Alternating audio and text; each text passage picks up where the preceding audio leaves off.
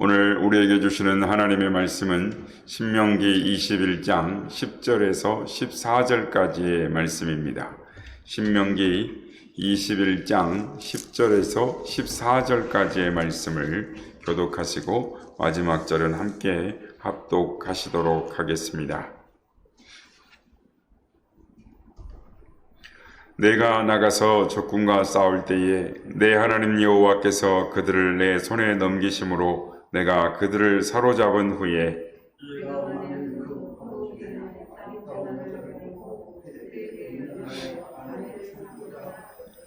그를 내 집으로 데려갈 것이요 그는 그 머리를 밀고 손톱을 베고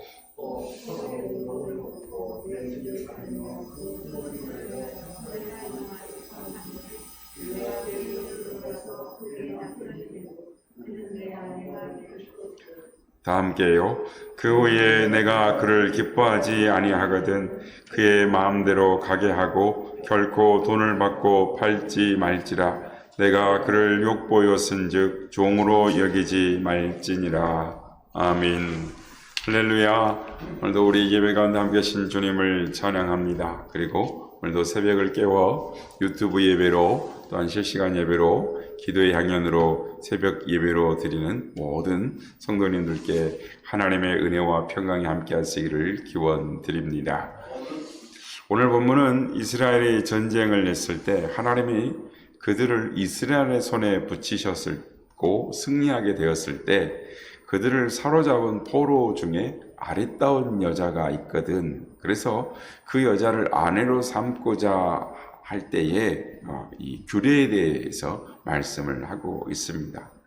여기서 우리가 이해하기 조금 곤란한 점은 고대의 전쟁 중에 포로는 이 전쟁 포로는 곧 노예이고 노예에는 주인에게 있어서 한낱 이 전리품 재산에 불과했습니다. 그래서 포로 중에 아름다운 포로 여자가 있어서 주인의 마음에 들었다면 그리고 그 포로를 아내로 삼고자 한다면 얼마든지 주인의 마음대로 그 여자를 아내로 삼을 수 있었습니다. 그런데 오늘 본문에 보면 하나님은 포로라고 할지라도 아내를 삼을 때는 어떤 절차를 거치라라고 말씀을 합니다. 절차는 다름이 아니라 12절 13절에 있는 대로 머리를 밀고 손톱을 베고 그리고 포로의 의복을 벗고 그 부모를 위하여 1개월 동안 예국한 후에 내가 그에게로 들어가서 그 남편이 되고 그 여자는 내 아내가 될 것이다 라고 말씀을 합니다. 여러분, 왜 하나님께서는 단지 노예에 불과한 이 하나 재산에 불과한 어떻게 보면 전리품인데 그런 여자를 아내로 삼을 때의 규례를 번거로운 절차를 가지면서 아내를 삼게 했을까요? 이 시간에는 이 포로된 여자를 아내 삼는 규례를 통하여 우리에게 말씀하시는 하나님의 음성을 듣기를 원합니다.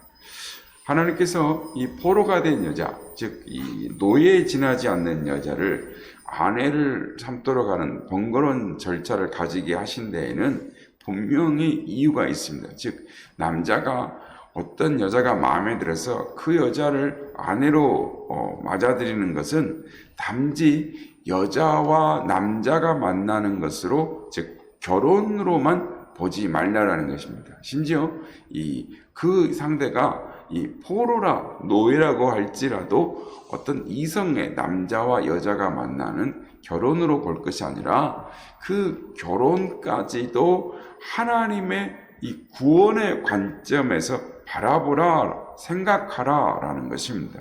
오늘 보면 12절 13절 말씀 보겠습니다.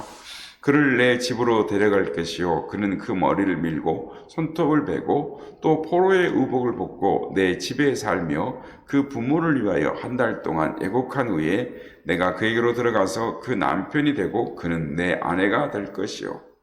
여러분, 이 포로가 주인의 부인이 된다는 것은 한마디로 이 달라진 신분을 의미합니다.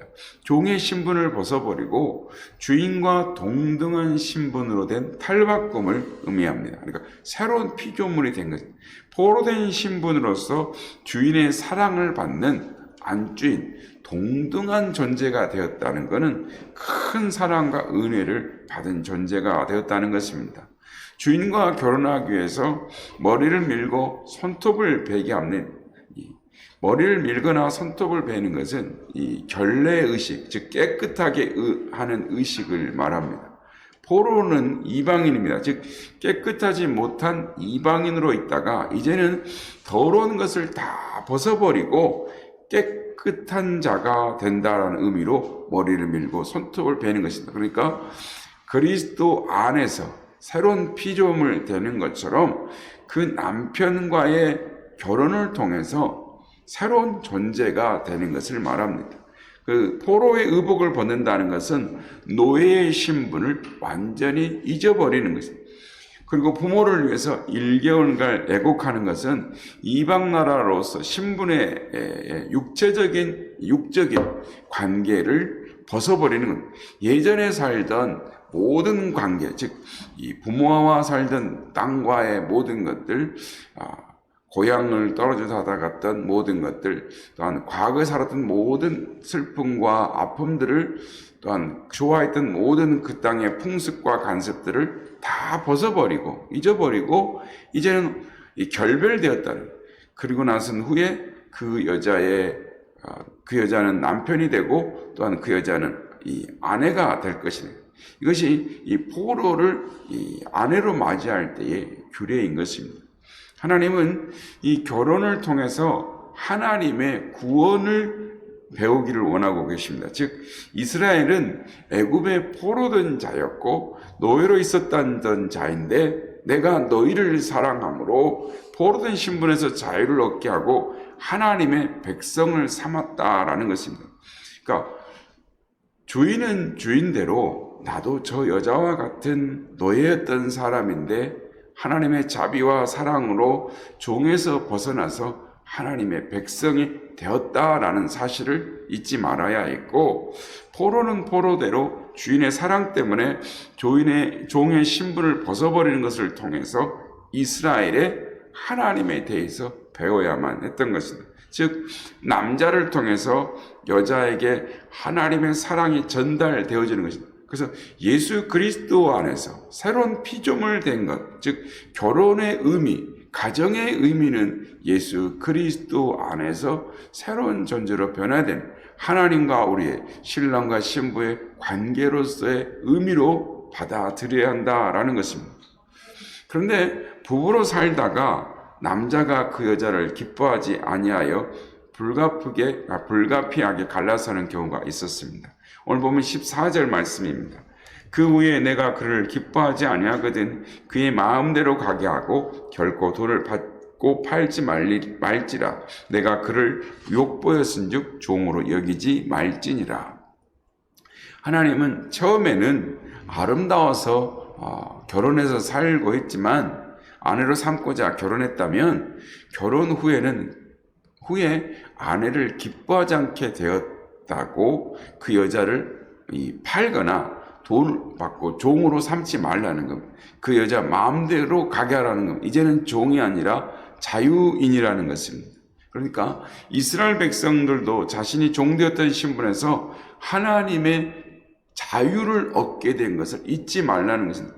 비록 포로였지만 이스라엘의 흔적, 즉 하나님의 구원의 은혜로 자유를 입은 이스라엘의 흔적을 한순간이라도 가졌던 사람이었기 때문에 그에게 주어진 자유를 빼앗지 말라라는 것입니다. 이 말씀은 하나님께서 주신 구속의 은혜를 어떤 순간 어떤 상황에서도 잊지 말라라는 것을 귀하게 여기라는 것입니다. 그것이 비록 결혼하고 이혼하는 모든 문제까지, 즉 단순한 남녀의 관계가 아니라 우리를 향한 하나님의 구원의 은혜의 관계였음을 기억하라.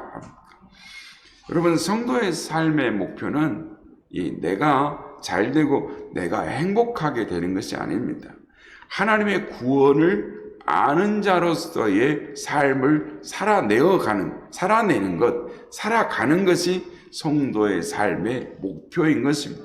그래서 사람들은 모두가 자신이 이 행복해지기를 바라는데, 특별히 남녀가 결혼할 때에 그 사람과 결혼하면 행복할 것이다, 이렇게 꿈을 꾸는 것입니다. 그래서 결혼하는 예비 부부에게 여러 가지 조언을 해줍니다. 서로 이해해라, 서로 양보해라, 대화를 많이 해라, 또 참아라, 그리고 상대의 약점을 보지 마라, 여러 가지 이야기를 하게 되죠. 어제 이 허요한 목사님이 이 결혼식 청첩장을 가지고 교회를 방문을 했습니다. 그래서 부족하지만 이 결혼 생활의 선배로서 어떻게 하는 것이, 가정생활을 하는 것이 좋은지 조언을 해 주었습니다. 서로가 서로에게 맞추라고 요구하지 말라라고 조언해 주었습니다. 반대로 서로가 서로에게 맞추려고도 노력하지 말라라고 했습니다. 왜냐하면 사람은 변하지 않기 때문입니다. 제가 연세 드신 성도님들께 여쭤보면, 남편분이, 아내분이 변하셨습니까? 라고 물어보면 상대가 변하지 않는다라는 것입니다. 평생 그대로라는 것입니다. 살아오면서 그 상대를 바꿔보려고 노력도 해보고 상대방에 맞춰보려고 참으로 무던히도 애를 썼다라는 것입니다. 그런데 바뀌지 않더라는 것입니다. 노력하고 꾹꾹꾹 눌렀는데 나중에는 그것이 폭발해서 화가 나더라는 겁니다. 화도 나고 실망도 하게 되고 포기하게 되고, 나중에는 너 따로 나 따로가 되더라는 것입니다. 그래서 성도님들 보면 50대 이후에, 아니 요즘 젊은 세대들은 너 따로 나 따로의 삶을 결혼을 했음에도 그렇게 살아가게 되는 분들이 참 많이 있습니다. 그래서 저는 조언해 주기를, 서로가 서로에게 맞추려고 노력하는 것도 중요하지만 서로가 주님께 맞추라라고 했습니다. 가정의 주인 대신 주님의 뜻에 맞춰 살라라고 했습니다. 주님의 뜻에 맞춰 살면 시간이 지나면 두 사람이 나중에는 주님을 닮아 있는 사람이 될 것이라고 조언해 주었습니다. 성도 여러분, 오늘날 그리스도인들은 결혼을 통해 예수님의 구원의 흔적을 보여주어야 하는 것입니다. 이스라엘이 결혼을 통해서 자기 마음대로 사는 것이 아니라 하나님의 구원을 확인하는, 검증하는 하나의 계기가 되었다면, 오늘날 그리스도인들도 예수 그리스도의 구원을 증거해야 하는 것입니다. 에베소서 5장 21절에서 25절 말씀입니다. 제가 한번 읽어보겠습니다. 그리스도를 경외함으로 피차 복종하라. 아내들이여 자기 남편에게 복종하기를 주께 하듯 하라. 이는 남편이 아내의 머리됨이 그리스도께서 교회의 머리됨과 같음이니 그가 바로 몸의 구주시니라. 그러므로 교회가 그리스도에게 하듯 아내들도 범사에 자기 남편에게 복종할지니라. 남편들아, 아내 사랑하기를 그리스도께서 교회를 사랑하시고 그 교회를 위하여 자신을 주심을 같이 하라라고 말씀합니다.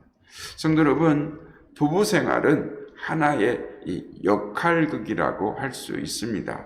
남편은 주님의 사랑을 보여주고 아내는 성도로서 마땅히 주님을 어떻게 사랑해야 하는가를 보여주는 것입니다. 그래서 아내는 남편에게 주님께 하듯 순종하며 남편은 아내를 위해 목숨을 버리기까지 사랑해야 되는 것입니다. 성도들에게 있어서 결혼이란 서로의 욕심을 채우는 것이 아닙니다. 남자가 약한 여자를 볼 때 그런 약자를 위해 목숨을 버리신 주님의 속량의 모습을 볼 수가 있어야 합니다. 이것이 남편 되는 길입니다. 또한 여자는 남편을 보면서 마땅히 섬겨야 할 주님을 볼 수 있어야 하는 것입니다. 이것이 아내된 자의 바른 자세입니다. 우리는 이런 남편과 아내가 되어야 합니다. 이렇게 살아가면서 예수 그리스도의 구속의 의미를 확인하는 것입니다. 결혼이란 각각 다른 환경에서 다르게 태어나서 다르게 자란 사람들이 만나서 함께 사는 것입니다. 그러니 당연히 생각과 습관이 다를 수밖에 없습니다. 지금까지는 각자의 나름대로 자기의 생각을 가지고 살아왔습니다. 그러나 결혼하여 둘이 함께 살려고 하면 지금까지 마음대로 살아왔던 자기 중심적인 것들을 버려야 합니다. 왜냐하면 이것들은 함께 사는 데에 도움이 되지 않기 때문입니다. 이제는 하나님의 말씀에 의해 다스림을 받아야 합니다. 인간의 어떤 욕망도 정욕도 다스림을 받아야 하는 것입니다. 그럼에도 불구하고 사람들은 혼자서 살 때 형성된 고집을 자꾸 주장합니다. 내 생긴 것이 원래 이런데 어쩌란 말이냐 하면서 자기를 합리화시킵니다. 그러나 여러분, 이것은 결국은 이기적인 자기 사랑입니다. 그런 사고가 혼자 살 때는 아무 문제가 없었을지 몰라도, 그것이 자기 개성일지 몰라도 함께 살 때는 안 되는 것입니다. 결혼 생활이란 부단히 자기를 꺾고 말씀에 다스림을 받는 삶이 되는 것입니다. 성도에게 있어서 가정은 주님의 계시의 장소입니다. 결혼은 주님의 모습을 배우는 것입니다. 결혼을 통해서 자기가 얼마나 죄인됨을 깨닫고 또 주님의 모습을 서로에게서 찾아야 하는 것입니다. 그러므로 남편과 아내는 가정생활에서 서로가 서로에게 주님의 구속의 모습을 보여주어야 하고 찾아야 하는 것입니다. 바라기는 결혼생활이란 내가 잘되고 행복하게 되는 것이 목적이 아니라 하나님의 구원을 아는 자로서 하나님의 구원의 은혜를 증거하는 삶을 살아가야 한다라는 것입니다. 바라기는 결혼생활을 통하여 하나님의 구원을 배우고 하나님의 구원의 은혜를 깨달아 가시는 우리 모두가 다 되시기를 예수님의 이름으로 축복합니다.